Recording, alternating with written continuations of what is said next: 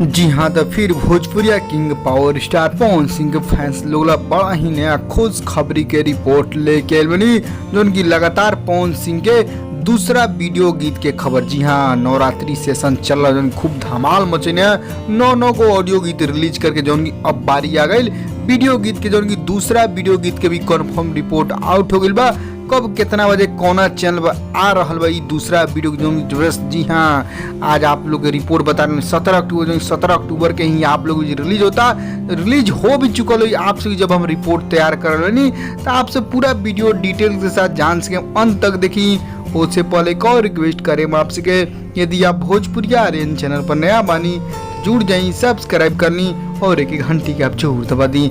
जी हाँ, तो पहला वीडियो गीत देख लीजिए, नवरात्रि देवी गीत खूब धूम मचल, खूब जबरदस्त रहा जो परफॉर्म जाला।